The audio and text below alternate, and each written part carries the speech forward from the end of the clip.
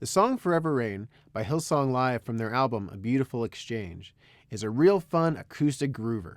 It's got some nice palm muting, it's got some other ways of muting, and it's just something that you really want to bop your head to. Chord voicings in the chorus, also really interesting as well. It's got a nice feel. Electric guitar, as with most of their songs, has some really integral parts, some parts that really jump out at you and give you a nice feel for the song, help you really build to a nice crescendo. Songs in the key of C, no capo or anything, so go ahead and tune up, watch the music video, and let's get started.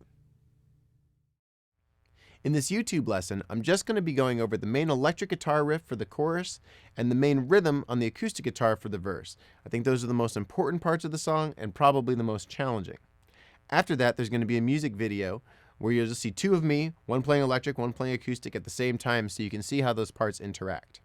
Now at worshipartistry.com, every one of our song lessons has a music video like that, but you can zoom in on either the acoustic or electric at any time during the video and really get a close-up view of what's happening.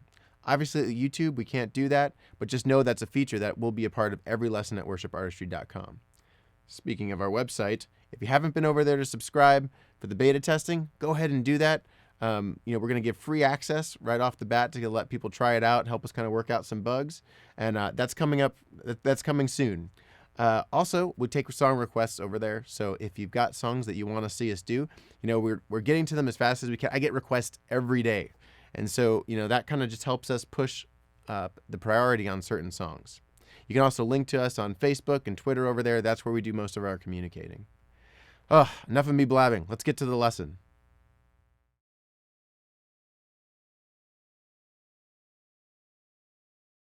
Now we have two main strum patterns for this song.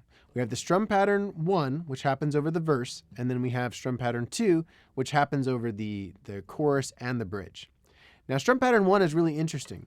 For one, we're not strumming the whole guitar. We're only strumming one and sometimes two strings, just depending on where we're going. Now, even though that's the case, even though we're only strumming like one or two notes, we're still going to play the full chords just in case we hit one extra other strings by accident. It'll still sound okay. It'll still blend in. It's not ideal, but it'll at least help us blend in and get by. So what we're going to do is we're going to start out and we're going to be palm muting. Now, there's a lot of muting in this, so if you haven't checked out the palm muting lesson in Worship Artistry 101, go check that out. I go into a lot more detail about palm muting. However, for now, what we're going to do is we're just going to take our palm. You want to make sure that you're right over that A string, and we're going to start out with a C chord. Now, we're only strumming the A string, and we're palm muting it as we do. So we're going to go, the strum pattern is going to go 1 and So on the 1 and when we come up, we're actually going to lift up our palm so that we hit a nice open A string. So it'll be 1 and like so. And then on the 2, we're going to land a mute where we just get no sound out of it. So we just get kind of that drum beat sound. So once again, it's going to go 1 and 2 and 3 and 4 and 1 and 2 and 3 and 4 and. So that's the rhythm, and you can try that along with the loops. Make sure you start slow and work your way up. Now when we play the G over B, all we're going to do is we're going to drop down to our 2nd fret with our middle finger. This time, it's all going to be the same exact thing. The only thing that changes is when you do your up strum, when you open up the string, you're actually going to open up on the open D string.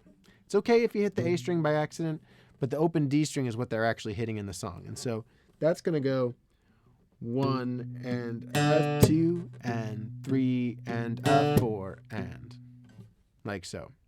So once again, I've got a loop of the whole verse so you can practice that along with it and really make sure that you're catching that groove.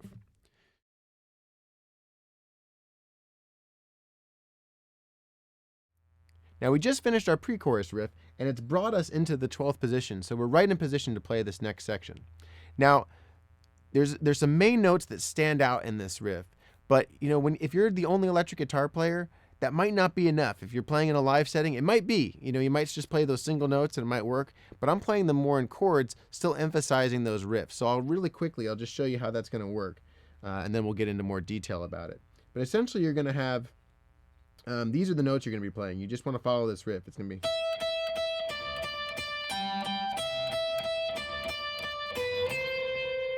And it's going to be repeating throughout the chorus. However, like I said, that can sound kind of naked. So what we're going to do instead is we're going to create more chords out of it. So it's going to be like a...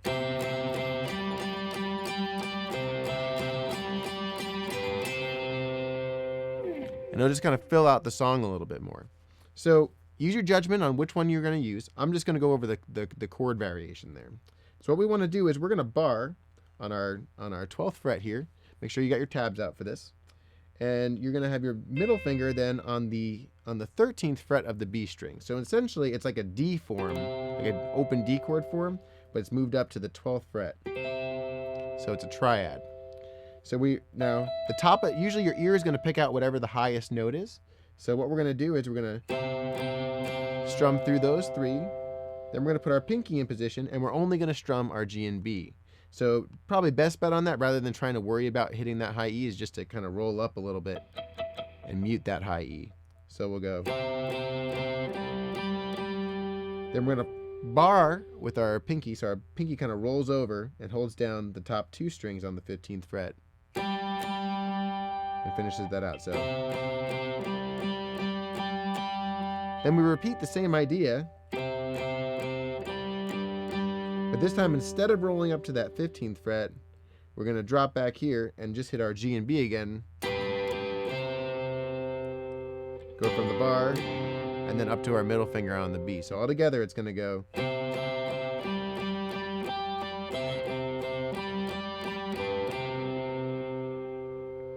Like so. Now, after that section, after that repeats a few times, there's like a quick little beat pause, and then it adds this extra little riff, and I'll play the whole thing in a second, but essentially what you're doing, it's still in this position, but you're going to go single notes now. So your pinky's going to bar, and you're going to go, and then drop back to that, with your middle finger on the 13th fret. So it'll be.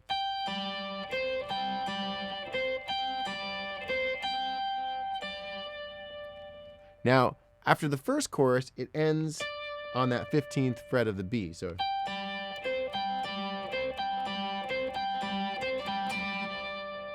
however, when you're going into the bridge, which is after that second chorus, you're going to end on the 12th fret, because that's going to lead you into our next section, which is the bridge. So altogether that would go.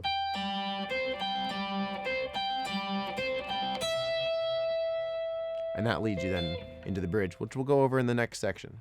So try that along with the loops, bring it up to speed, and then we'll go over the bridge.